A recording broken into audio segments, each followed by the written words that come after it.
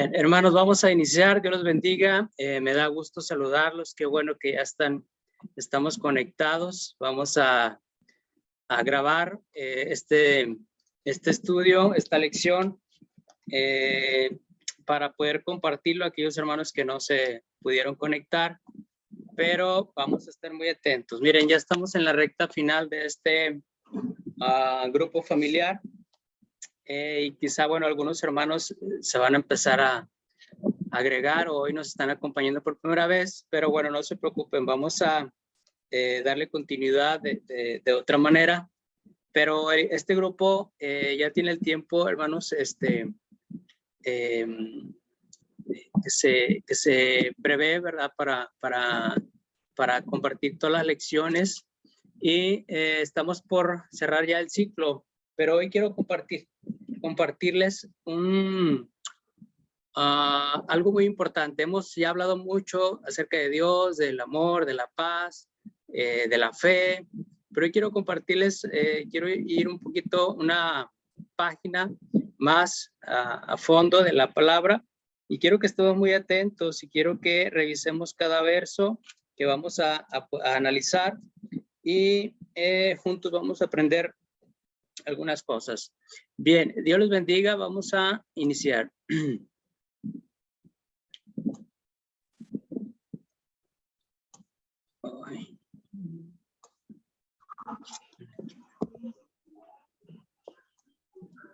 Bien, la lección o el estudio o lleva por título, hablemos de identidad bíblica, ¿sí? Hablemos de identidad bíblica. Y bueno, ¿cuál es nuestra identidad en Cristo? Vamos a ponerle silencio ahí, hermanos, a sus audios, por favor, todos busquen ahí donde está el microfonito para no distraernos y no perdernos aquí en la lección. Bien, tu identidad en Cristo, ¿sí? Actualmente hay más de 40,000 denominaciones en nuestro tiempo y todas ellas diciendo, yo tengo la verdad, ¿sí? Todas ellas diciendo, yo tengo la verdad, y entonces entramos en una interrogante, bueno, ¿a cuál iglesia voy? ¿A qué denominación voy? ¿Cuál es la correcta? Estoy escuchando la palabra de una manera correcta, ¿verdad? Entonces, déjenme, vamos a hablar acerca de eso. ¿Cuál es nuestra identidad en Cristo? Si dice la palabra de Dios, Efesios 4, del 5 al 6, que hay un solo Señor, una sola fe, un solo bautismo, un solo Dios y Padre de todos. Habla de una unidad, ¿sí? De uno solo. Y dice 1 Corintios 12:12, dice, porque así como el cuerpo es uno y tiene muchos miembros, pero todos los miembros del cuerpo, siendo muchos, son, nuevamente habla de una unidad, así también Cristo, ¿sí? Juan 17:21 dice, para que todos sean, ¿cuántos dice ahí? Uno, ¿sí? Como tú, oh Padre, en mí y yo en ti, que también ellos sean uno en nosotros, para que el mundo crea que tú me enviaste. ¿Por qué si la palabra de Dios habla de una unidad? ¿Por qué hay tanta separación? Hablando de denominaciones, hablando de religiones. ¿Por qué? ¿De dónde surgió todo eso? ¿Por qué hay esa confusión, verdad? Y entonces esa es la situación en la que nos encontramos en este 2020, insisto, con más de 40,000 denominaciones y todas ellas diciendo yo tengo la verdad. Vamos a seguir. Mateo 15:24. La religión popular dice, no, es que el Señor Jesús vino a fundar una iglesia, ¿sí? Y sabemos cuál es esa iglesia popular. Pero la palabra nos dice que vino el Señor Jesús. Mateo 15:24, y quiero leer 3 versiones. Les recomiendo que siempre que vayamos a la palabra de Dios comparemos diferentes versiones. Ahorita tenemos la tecnología que nos ayuda a buscar ahí en internet diferentes diferentes versiones que nos ayudan a comprender un poquito más algunos textos, ¿verdad? Bien, dice Mateo 15:24 y la palabra nos dice, ¿a qué vino el Señor Jesús? Dice, no soy enviado sino a las ovejas perdidas de la casa de Israel. Fíjense bien, ¿sí? Otra versión, la NTV, una nueva traducción viviente, dice, entonces Jesús le dijo a la mujer, fui enviado para ayudar solamente a las ovejas perdidas de Dios. ¿Y quiénes son esas ovejas perdidas de Dios? Bueno, ahí lo dice el pueblo de Israel. Otra versión, NBV, dice, entonces Jesús le dijo a la mujer, me enviaron a ayudar a las ovejas perdidas de Israel. Y aclara y dice, no a los gentiles, la versión nueva Biblia viva, ¿sí? Entonces, aquí entramos en algo muy interesante. Yo cuando leí hace muchos años este texto sin siquiera entender de qué estaba hablando, dije, bueno, si el Señor Jesús vino nada más por las ovejas perdidas de la casa de Israel, entonces ¿yo dónde quedo? ¿Verdad? ¿Qué chiste tiene que yo vaya a la iglesia, que crea en Dios, si el Señor está diciendo que solamente vino a buscar un pueblo llamado Israel y que esas ovejas estaban perdidas? Vamos a ir poco a poco, ¿sí? Mateo 10, 5 al 6 dice, a estos 12 envió Jesús y les dio instrucciones diciendo, por camino de gentiles no vayas. Y subraya ahí gentiles, ahorita lo vamos a revisar. Y en ciudades samaritanos no entres, dice, sino ir antes a las ovejas perdidas de la casa de Israel, ¿sí? El verso 6 en otra versión, en la Biblia de las Américas dice, sino ir más bien a las ovejas perdidas de la casa de Israel. Juan 10, 16 dice, también tengo otras ovejas, el Señor Jesús hablando, que no son de este redil. Aquellas también debo traer, oirán mi voz. Pongan mucha atención. Oirán mi voz y habrá un rebaño y un pastor, ¿sí? Lucas 19, 10 dice, porque el Hijo del Hombre vino a buscar y a salvar lo que se había perdido. A ver, vamos a ir poniendo orden. El Señor Jesús vino, ¿sí? Y dice que él tenía otro rebaño, porque cuando vino estaban los judíos ya en el pueblo, en el país de Israel, ahorita lo vamos a ver. Pero él le dijo a los judíos, saben que yo tengo otras ovejas que no están ahorita aquí, pero voy a ir por ellas. Están perdidas. ¿Y qué había sucedido? ¿Por qué estaban perdidas? Porque dice Lucas que entonces el Señor Jesús vino a buscar y a salvar lo que se había perdido. Bien. Vamos a verlo muy por arriba, pero quiero, hermanos, insisto ya en esta recta final de este grupo que hemos venido escudriñando la palabra, dejarles esta información para que ustedes a través del Espíritu Santo puedan ir escudriñando e investigando, y el Señor les va a ayudar, les va a dar sabiduría y van a entender todo esto. Bien, ¿qué había sucedido con ese pueblo de Israel? Porque estaban perdidos. Bueno, dice Deuteronomio 28:15, Israel había sido esparcido. ¿Por qué situación? Bueno, dice Deuteronomio 28:15, dice, pero acontecerá si no oyeres la voz de Yahvé tu Dios para procurar cumplir todos sus mandamientos y sus estatutos que yo te intimo hoy, que vendrán sobre ti todas esas maldiciones y te alcanzarán. Y por cierto, aquí dice los mandamientos y estatutos, ¿sí? La ley de Dios sigue vigente siempre. Ese es otro tema que quizás después podamos revisar. Pero esta es la situación. Y vemos en Deuteronomio 28:64, dice, y el Señor te esparcirá por todos los pueblos, desde un extremo de la tierra hasta el otro extremo. Y ahí servirás a dioses ajenos que no conociste tú, ni tus padres, al leño y a la piedra. ¿Qué había sucedido? Bueno, Israel cometió adulterio, se fue tras falsos ídolos, falsos dioses, hizo abominaciones, cometió pecados terribles, y entonces se cumplió lo que había dicho el Señor, ¿sí? Y entonces vino una división del reino. Esto es muy importante, que conozcamos y que analicemos y que situemos en la palabra cuando vamos, ¿sí? Para poder entender este libro es necesario entender la división del reino de Israel o del país de Israel, ¿sí? ¿Qué sucedió? Bueno, ya vimos, vino la maldición después del reinado de Salomón, que por cierto cometió muchos pecados. Vino la maldición entonces y se dividió en dos. El pueblo de Israel al norte, que también se llama Israel, ahí es una situación un poco de conflicto cuando tratamos de entender en nuestros tiempos el país de Israel, quiénes son habitados, por quiénes son habitados. Pero fíjense bien, se dividió en dos entonces. Al norte el pueblo de Israel con 10 tribus y al sur Judá con otras 2 tribus, que eran los levitas y era, déjenme decirles, ahorita me acuerdo, ¿sí?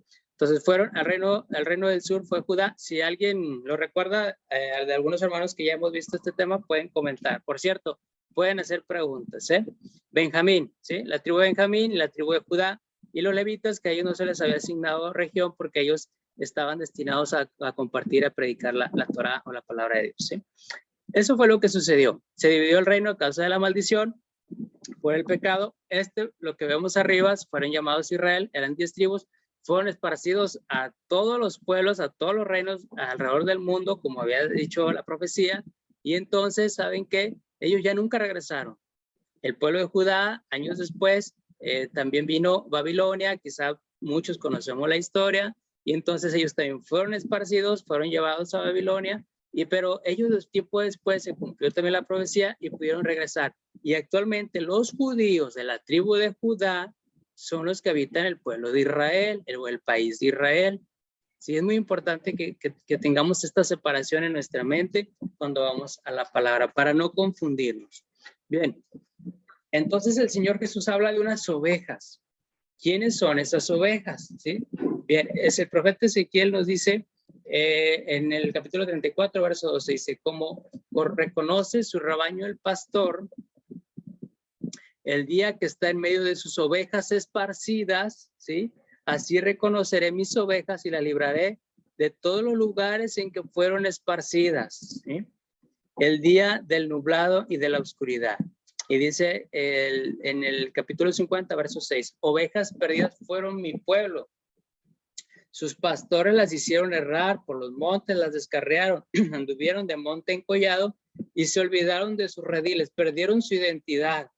¿Sí? De repente se fueron a Europa, a los alrededores, y de repente empezaron a irse a todos los países en América y a todos los países del mundo. Y poco a poco fueron perdiendo su identidad bíblica. ¿Quiénes eran ellos, verdad? Las ovejas, el único pueblo en el que la Biblia se llama ovejas es Israel. ¿Sí? Tenemos que entender eso, tenemos que saber, ¿verdad? Que no estamos hablando de una denominación, de una religión en particular, estamos hablando de un pueblo, ¿sí? Dice Juan 10, 3, 4 y 7, dice, a este abre el portero y las ovejas, y pongan mucha atención, dice, oyen su voz, los que son ovejas, ¿verdad? Oyen su voz. Y a sus ovejas llama por su nombre y las saca. ¿Se acuerdan de esta parábola? Dice, y cuando las ha sacado fuera, todas las propias, va delante de ellas, y las ovejas le siguen porque escuchan su voz. Volvió pues Jesús a decirles, en el verso 7, dice, de cierto os digo, yo soy la puerta de las ovejas. ¿Sí? Pero también escuchamos ahorita que hablaba de gentiles, porque el Señor le dijo, miren, vayan por las ovejas perdidas de Israel. ¿Quiénes son esas ovejas? El pueblo de Israel, ya lo vimos, ¿sí? Pero también habla de los gentiles. ¿Qué es esto? Bueno, la palabra gentil es fuera de pacto, es decir, no nacido en Israel. Usted y yo, si no nacimos en Israel, pues somos gentiles, ¿sí? Es decir, no nacido en Israel y fuera del pacto. Y en otras palabras, es pueblos paganos. Entonces, como que no nos gusta mucho ese término, esa definición, pero bueno, vamos a ver a qué se refiere a los gentiles. Bien, Mateo 5, 47 al 48 dice, y si saludas a vuestros hermanos solamente, dice, ¿qué haces de más? ¿No hacen también así los gentiles? Fíjense bien, vamos a entender quiénes son los gentiles, ¿sí? Dice, ser pues vosotros perfectos como vuestro Padre que está en los cielos es perfecto. Mateo 6, 7 dice, y orando no usen vanas repeticiones como ¿quién? Como los gentiles que piensan que por su palabrería serán oídos. Mateo 6, 31 y 32 dice, no se afanen pues diciendo qué comeremos o qué beberemos o qué vestiremos, porque nuevamente cita, dice, porque los gentiles buscan todas estas cosas, porque vuestro Padre Celestial sabe que tiene necesidad de todas estas cosas. Hasta aquí, hermanos, podemos considerarnos gentiles, porque aquí están el Señor Jesús hablando de una definición acerca de los gentiles, cómo piensan, cómo actúan, cómo son, ¿sí? Vamos a avanzar. Primera de Pedro, tanto Pedro como Pablo, por ejemplo, en la carta de Romanos, hablan de gentiles, pero en un tiempo pasado. Dice 1 Pedro 4:3, dice, baste ya el tiempo pasado para haber hecho lo que agrada a los gentiles. ¿Y qué es lo que agrada a los gentiles? Bueno, lascivias, concupiscencias, embriagueces, orgías, disipación y cosas, dicen, disipación y cosas abominables, idolatrías, ¿sí? Insisto, podemos considerar los gentiles, porque aquí dice que los gentiles les agrada todo eso. Yo creo que a usted, a mí, que hemos conocido a Cristo, ya no, ¿sí? Dice 1 Corintios 12:2, sabéis que cuando eran gentiles, tiempo pasado, otra vez, se os extraviaba llevándolos como se os lleva a los ídolos mudos. Pregunta entonces, ¿los gentiles están perdidos? Por supuesto que no, porque el Señor no hace excepción de personas y la gracia se abrió para todo aquel que en él crea, como dice su palabra. Dice Romanos 11:11, digo pues, ¿ha tropezado los de Israel para que cayesen? En ninguna manera, dice, pero por su transgresión vino la salvación a los gentiles para provocarles a hacerlo. El Señor Jesús vino a intentar salvar a esas ovejas. El pueblo judío lo rechazó. Bueno, muchos creyeron, ¿sí? Sus apóstoles eran judíos y creyeron. Muchos lo rechazaron y entonces, ¿sabe qué? La gracia se abrió para todo el mundo. Gloria a Dios por ellos, si no estuviéramos perdidos, ¿sí? Pero esto es parte del plan perfecto de Dios. No crea que fue algo que se escapó de las manos de Dios. Vamos a continuar. Efesios 2:11-13. Y vamos a ir entendiendo esta cuestión de los gentiles. Dice, por tanto, acuérdense. Nuevamente dice, que en otro tiempo, ustedes o vosotros, dice, los gentiles en cuanto a la carne, eran llamados incircuncisión, por la llamada circuncisión, dice, hecha con mano en la carne. En aquel tiempo, antes, pasado, dice, estaban sin Cristo, alejados de la ciudadanía de quién, de alguna iglesia, de alguna denominación, no. Dice, alejados de la ciudadanía de Israel, de los judíos, no. Ya aclaramos que todo el pueblo era llamado Israel, pero hubo una división. Entonces hay que separar siempre judíos de israelitas, ¿ok? Alejados de la ciudadanía de Israel, dice, y ajenos a los pactos de la promesa, sin esperanza y sin Dios en el mundo. Alguien que no cree en Cristo es considerado gentil, un pagano. ¿Y cuál es la condición lamentable, por supuesto, de esa persona? Es que no tiene, está alejados de los pactos de la promesa, sin esperanza y sin Dios en el mundo. Gloria a Dios, porque nosotros no estamos en esa condición. Entonces podemos decir que somos gentiles. No. Éramos gentiles, ¿sí? Pero ahora tenemos una identidad, acuérdense, estamos hablando de identidad. Y lo dice el verso 13, pero ahora, ¿en quién? ¿En Israel? No. ¿En alguna denominación, alguna religión? No. ¿En alguna persona, algún pastor, en el Papa? No. Dice, pero ahora en Cristo Jesús, vosotros, dice, que en otro tiempo estaban lejos, habéis sido hechos cercanos por la sangre de Cristo, nada más. No hay otra entrada, no hay otra forma de pertenecer a ese pueblo, a esa familia, de tener esa identidad y por lo tanto tener esperanza, promesas y ser parte de los pactos, sino a través del Mesías, de Cristo Jesús, ¿sí? Hechos 1:6-7, bien. Dice, entonces los que se habían reunido le preguntaron, diciendo, Señor, el Señor había resucitado, se había juntado con ellos, estaba a punto de subir al cielo, al Padre, reunirse con el Padre, y los discípulos le hicieron esta pregunta, y es muy interesante, porque ellos le dijeron, restaurarás el reino a Israel en este tiempo. Nuevamente nos vuelven a hablar, restaurarás a la religión popular, a la religión que dicen algunos que estableció el Señor Jesús. No lo dice, ¿verdad? ¿Restaurarás a esta otra denominación? No. Dice, restaurarás el reino de Israel. No dice, restaurarás a los judíos. No, tampoco. Dice, restaurarás al reino completo, a las 12 tribus en este tiempo. Y el Señor les contesta, no les toca a ustedes saber los tiempos o los sazones que puso el Padre en su sola potestad. ¿Sí? Los tiempos y las sazones. Qué interesante es y qué importante es entender esto, porque entonces si nosotros estudiamos la palabra desde la perspectiva del pueblo de Dios llamado Israel, vamos a entender muchas cosas que habíamos dicho, esto es para los judíos. Esto no, ¿sí? Esto es para los judíos. Y entonces nos hemos perdido de una riqueza espiritual muy grande. Pero bueno, ¿en qué tiempos estamos? Precisamente hablando de esto. Bueno, dice Hechos 3:21. En esta versión dice, por ahora, Jesús tiene que quedarse en el cielo. Es decir, había resucitado, había estado con el Padre, ¿sí? Jesús tiene que quedarse en el cielo hasta que Dios vuelva a hacer nueva todas las cosas, ¿sí? Esto también lo anunciaron hace mucho los profetas que Dios eligió. Todo este libro, todos los profetas hablan de ese tiempo, la restauración de todas las cosas, el tiempo final, la restauración de ese pueblo. Hechos 3:21 en esta versión 1960, que quizás es la que tenemos en nuestras manos, dice, a quien de cierto es necesario que el cielo reciba hasta los tiempos de la restauración de todas las cosas. Y la palabra restauración en el original, el significado es volver al original, ¿sí? Volver al original, incluyendo aquellas palabras que por una transliteración, ya ni siquiera una traducción, transliteración se vinieron distorsionando y por eso tenemos tantas situaciones que a veces no entendemos y alguna denominación dice, no, miren, esto es así.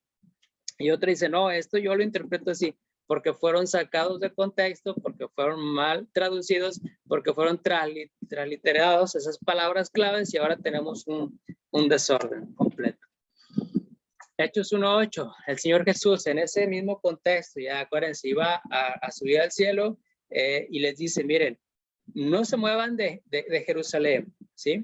Porque dice, pero recibirán poder cuando haya venido sobre vosotros el Espíritu Santo. Y entonces me serán testigos en Jerusalén, en Judea, en Samaria y hasta lo último de la tierra. ¿De qué trata esto? Bueno, nosotros lo conocemos como el día del Pentecostés. Y hay una denominación en particular que se llaman así y dicen que ahí surgió la iglesia y que ahí surgieron ellos y que todos los demás pues no tienen parte en los planes de Dios, ¿sí? Hablando de lo mismo. Pero nosotros hoy estamos entendiendo una identidad bíblica, no una identidad a través de una religión, denominación, insisto, sino una identidad a través de la palabra de Dios, una identidad a través de Cristo, ¿sí? Esto lo podemos utilizar, lo podemos estudiar otra ocasión, pero aquí solamente quiero aclarar que aquí no surgió la iglesia. Este es el cumplimiento de Shavuot, ¿sí? Cuando Dios dio a Moisés, reunió a las 12 tribus de Israel y con ellas las 12 tribus, acuérdense que estaban parte de los egipcios que salieron y dijeron, Moisés, hemos creído en tu Dios, queremos ir con ustedes. Y le pregunta Moisés a Dios, ¿qué hago con estos egipcios? No son israelitas, ¿sí? No son israelitas, ¿qué hago? Y el Señor les dice, mira, si ellos van a guardar los pactos, los mandamientos, forman parte del pueblo, de mi pueblo, ¿sí? Del pueblo de Israel. Y entonces ellos fueron injertados, fueron añadidos al pueblo de Dios. Y entonces en ese momento el Señor iba a dar su Espíritu Santo, iba a dar los mandamientos, ¿sí? Pero ellos cometieron, bueno, es otra historia, no quiero alargarme, pero ellos cometieron adulterio adorando al becerro de oro, ¿se acuerdan de esa historia? Y ahí se quebró ese pacto, iba a casarse el novio con la esposa o con la novia, que era el pueblo de Dios, y entonces apenas se iban a casar y se rompió a causa de eso. 1200 años después llega este momento y el Señor Jesús les dice, miren, quédense aquí, porque va a haber el cumplimiento y ahora mis mandamientos se los voy a dar, pero ahora en su corazón, ahora van a ser escritos en su corazón, ya no van a ser en tablas de piedra. Y este es el cumplimiento, no tiene nada que ver con una denominación. Y es muy interesante, ojalá se la pudiéramos revisar y poder entender todo esto. Bien, en ese momento, él les dijo al Señor Jesús, miren, recibirán poder y me serán testigos, ¿sí? ¿En dónde? Aquí está el pueblo, el país de Israel, esa pequeña franja o lo que vemos ahí en el mapa, les dijo, miren, estaba situado en Jerusalén, me serán testigos en Samaria, ¿sí? Donde estaban las ovejas perdidas, en Judea, ¿verdad? Y hasta lo último de la tierra, ¿sí? Y estaba profetizado por Oseas 11:11, dice, 11:10, pero dice, ellos seguirán al Señor y Él rugirá. Pongan mucha atención con el llamado de voz, con el rugido, con poder escuchar la voz del pastor, ¿sí? Dice, y rugirá como león, y rugirá, y los suyos vendrán temblando de occidente. Si nos situamos en el mapa que estamos viendo, occidente es lo que hoy conocemos como América, ¿sí? En la versión TLA dice, y vendrán desde el oeste, es decir, desde América, ¿sí? Vamos a continuar. Por cierto, hablando de esto, el libro de Juan, capítulo 21, verso 11. ¿Se acuerdan de la historia cuando el Señor Jesús se aparece a ellos en esa pesca milagrosa? Y entonces dice el verso 11 que pudieron sacar 153 peces. Y si nos podemos preguntar, ¿por qué el autor, por qué Juan resalta y pone un número 153? O sea, ¿qué razón tiene? ¿Qué significado tiene? No nada más está escrito porque sí, por poner un número, no. 153 peces. Cuando ellos pescaron, ¿sí? Y el Señor les había dicho, acuérdense que iban a ser pescadores de hombres, les había dado una misión de ir y predicar y traer a todas esas ovejas perdidas de la casa de Israel. Y entonces les dice, sacaron 153 peces. Bien. Este número, las palabras en hebreo tienen un valor numérico. La palabra o el número 153 representa la palabra Ben Elohim o Ben Elohim, que significa los hijos de Dios, ¿sí? Cuando el Señor les dice, echen la red, sáquenla, y sacaron 153, el Señor les estaba diciendo, vayan a occidente, vayan al oeste, echen su red y van a ir por todos los hijos de Dios. 153 significa Ben Elohim o hijos de Dios. Qué maravilloso es poder entender esto, ¿verdad? Bien, ¿en qué tiempo de la historia estamos? Porque siempre ha habido guerras, siempre ha habido enfermedades, siempre ha habido hambre, siempre ha habido terremotos, ¿sí? Siempre. Y decimos, bueno, ¿y cuándo va a venir el Señor? Bueno, ¿en qué tiempo de la historia nos está tocando vivir? Bueno, dice el profeta Jeremías, he aquí dice, vienen días, dice el Señor, en los cuales haré nuevo pacto con la casa de Israel y con la casa de Judá. ¿Sí? Bueno, hermano, pero eso es del Antiguo Testamento, está hablando el profeta Jeremías. Bueno, Hebreos 8:8 cita a Jeremías diciendo, porque reprendiéndolos dice, aquí vienen días, dice el Señor, que estableceré con la casa de Israel y la casa de Judá un nuevo pacto. ¿Sí? Y ya entendimos quién es la casa de Israel, la casa de Judá. La casa de Judá es la que está actualmente en Israel. Y en este tiempo final de la historia, y se los digo para animarlos, para que tengan fe de lo que estamos pasando, lo que estamos viviendo, tengamos fe, permanezcamos, escudriñemos la palabra, porque el tiempo está muy cerca, el Señor Jesús viene pronto, y Él está rugiendo como un león, ¿verdad? Como dice la palabra, Él está silbando con un shofar, y está llamando a todos sus hijos, a todo su pueblo, sacándolo de todas partes para que puedan escuchar su voz, entender su identidad más allá de una denominación, de una religión, porque ya vimos que el Señor no vino a establecer ninguna religión. Él vino por un pueblo que desde el inicio, desde el Génesis, fue pensado en el corazón de Dios. Jamás en el corazón de Dios hubo que existieran tantas denominaciones, tanta confusión. Dios dejó este libro para entenderlo de una forma tan clara, tan maravillosa, pero el hombre ha hecho un desorden al interpretarlo, al traducirlo, al sacar de contexto, al usar un texto y sacarlo fuera de contexto y hacer una denominación completa. Pero estamos en el tiempo de la restauración de todas las cosas. Dios está llamando a su pueblo. Se juntará la casa de Israel, la casa de Judá. No estamos diciendo que tenemos que judaizarnos, sino todo lo contrario. Mucha atención.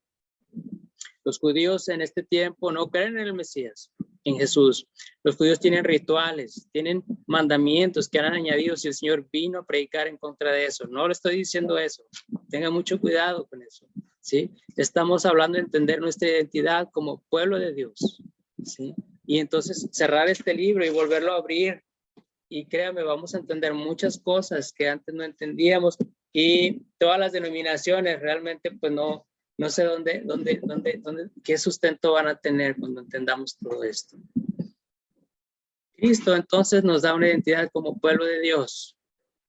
1 Corintios 12:13 dice, porque por un solo espíritu, está hablando de uno siempre, fuimos todos bautizados en un cuerpo. Y fíjense bien, dice, sean judíos, sean griegos, sean esclavos, sean libres, y todos se nos dio a beber de un mismo espíritu. ¿Sí? Dios no hace excepción de personas. Gálatas 3:28-29 dice, ya no hay judío, ya no hay griego, porque los judíos dicen, ahorita actualmente en el país de Israel ellos habitan y dicen, todo el mundo está perdido, ¿no? Nada más nosotros somos el pueblo de Dios, somos el pueblo escogido y los demás, quién sabe, al contrario, ¿sí? La gracia se abrió, entramos todos los que hemos creído en el Mesías, en Cristo Jesús. Dice, ya no hay griego, ya no hay judío, ni griego, ni esclavo, ni libre, no hay varón ni mujer, porque todos vosotros somos uno en Cristo Jesús. Y si vosotros somos de Cristo, ciertamente linaje de Abraham somos. Ponga mucha atención. Y herederos según la promesa. ¿Y quiénes son linaje de Abraham? Todos nos llevan lo mismo, ¿sí? Dice Romanos 9:4, el pueblo de Israel. De ellos son la adopción como hijos, la gloria divina, los pactos, la ley, el privilegio de adorar a Dios y el de contar con sus promesas, ¿sí? Somos linaje de Abraham, somos descendientes, ¿verdad? De esa promesa, o adquirimos esa promesa en Cristo Jesús. Bueno, hermanos, ya les di un poquito para pensar, o quizá usted ya lo ha estudiado, o quizá usted ya lo sabía, gloria a Dios si es así, pero si no, vamos a ir analizando estos versos que les dejé, y Dios nos va a dar entendimiento para entender nuestra identidad en Cristo, ¿sí? Para poder comprender qué es lo que quiere Dios para nosotros. En este tiempo final, ¿qué debemos de hacer? ¿En qué debemos poner nuestro tiempo, nuestro corazón, nuestro alma, nuestros recursos, nuestra vida, nuestra familia, ¿sí? Y entonces empezar, dejar de afanarnos por las cosas de este mundo, porque todo esto tendrá un final, ¿sí? Pero el que, dice la palabra, pero el que permanece en la palabra de Dios, ¿verdad? El que conoce al Señor permanecerá para siempre.